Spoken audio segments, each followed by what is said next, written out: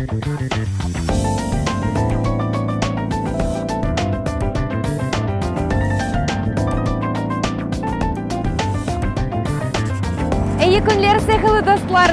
день, дорогие друзья! Все чаще в Элифбе мы говорим о лете и жаре. В сегодняшнем выпуске поговорим о том, чего нам летом так сильно не хватает, о прохладе и деньке.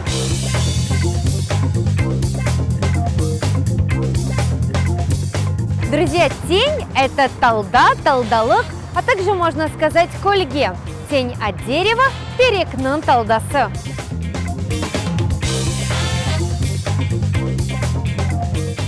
Все больше и больше летом хочется уйти в прохладное и очень спокойное место. Прохлада, салкынлык, а также можно сказать серинлик. Прохладный салкын или серин. Прохладное место – серингер.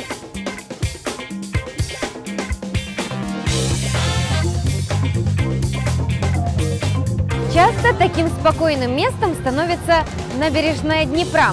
Спокойное место – Сакингер.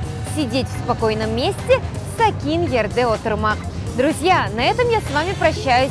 Я жду ваши пожелания и комментарии по электронному адресу elifb2015@gmail.com. Корушкенджи!